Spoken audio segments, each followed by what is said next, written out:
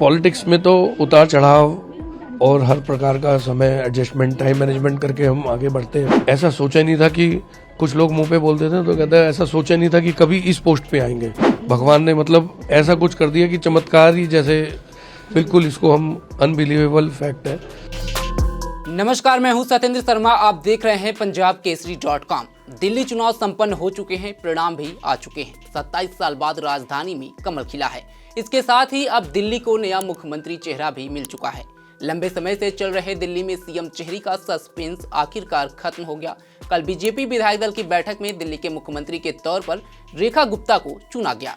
आज रामलीला मैदान में वो सीएम पद की शपथ लेंगी। बता दें कि रेखा गुप्ता शालीमार बाग से भाजपा की विधायक हैं और लंबे समय से राजनीति में सक्रिय हैं। उन्होंने अपने राजनीतिक जीवन की शुरुआत छात्र संघ से की थी। अखिल भारतीय विद्यार्थी परिषद के टिकट पर वह दिल्ली विश्वविद्यालय छात्र संघ की अध्यक्ष भी रह चुकी हैं। रेखा ने शालीमार बाग सीट से आम आदमी पार्टी की प्रत्याशी वंदना कुमारी को हराया था। इसके पहले वो शालीमार बाग से पार्षद भी रह चुकी हैं। रेखा गुप्ता के जीवन और परिवार की बात करें तो रेखा गुप्ता का जन्म 19 जुलाई 1974 को हरियाणा के जिंद जिले के जुलाना में हुआ था। उनके दादा एक आढ़तिया थे। जुलाना में उनकी गंगाराम काशीराम के नाम से आढ़त की दुकान थी। रेखा के पिता का नाम जय भगवान है, जो कि बैंक ऑफ इंडिया में बतौर मैनेजर काम करते थे। वहीं मां उर्मिला जिंदल हाउसवाइफ थी। बता दें कि रेखा जब 2 साल की थी तब उनके पिता की पोस्टिंग दिल्ली में हो गई और पूरा परिवार दिल्ली शिफ्ट हो गया। उन्होंने दिल्ली से ही स्कूलिंग, ग्रेजुएशन और LLB की पढ़ाई की। रेखा गुप्ता की शादी मनीष गुप्ता से हुई है। मनीष गुप्ता पेशे से एक स्पेयर पार्ट्स के कारोबारी हैं। उन्होंने राजनीति में हमेशा अपनी पत्नी का सहयोग किया है।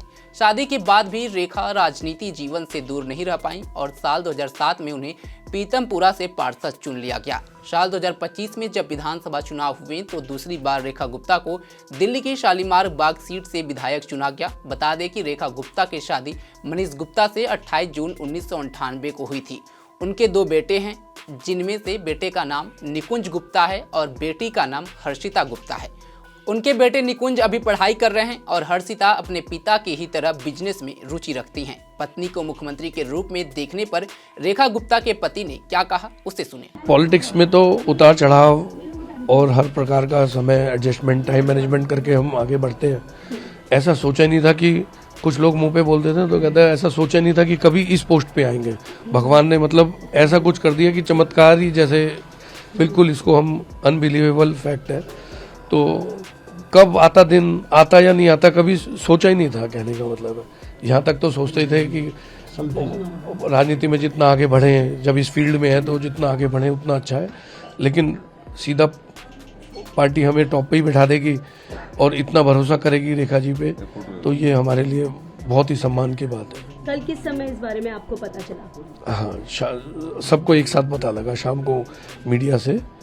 तो मीडिया से ही पता लगा क्योंकि रेखा जी से बात तक नहीं हो पाई उस समय। इन लोगों का फोन वोन सब स्विच ऑफ था।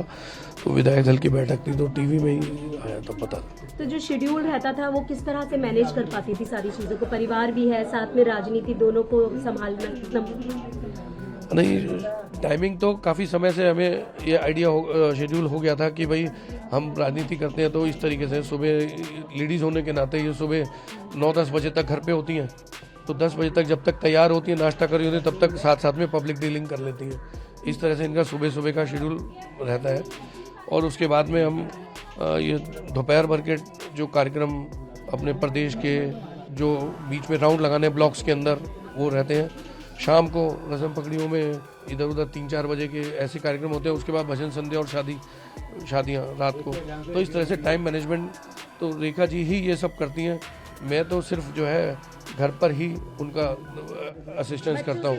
बच्चों से बात हुई? हाँ, बच्चों से बात हुई, बच्चे आ रहे हैं। बता दें रेखा गुप्ता बचपन से ही RSS से जुड़ी हुई थी और दिल्ली में मुख्यमंत्री चेहरे के लिए RSS की पहली पसंद थी, जिसके बाद उन्हें बीजेपी विधायक दल का नेता चुना गया। आपको बता दें कि दिल्ली में भाजपा 27 साल बाद सरकार में वापसी की है, यानी दिल्ली में 27 साल बाद कमल खिला है।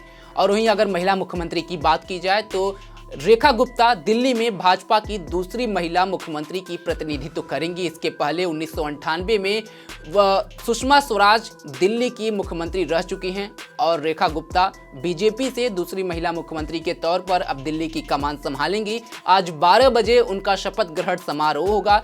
भव्य तरीके से आयोजन किया गया है। रामलीला मैदान में तैयारियां जोरों पर हैं। प्रधानमंत्री मोदी, गृह मंत्री अमित शाह, रक्षा मंत्री राजनाथ समेत भाजपा के तमाम दिग्गज नेता इस शपथ ग्रहण समारोह का साक्षी बनेंगे। साथ ही बॉलीवुड हस्तियां और बिजनेसमैन भी इस शपथ ग्रहण समारोह में शामिल होने जा रहे हैं।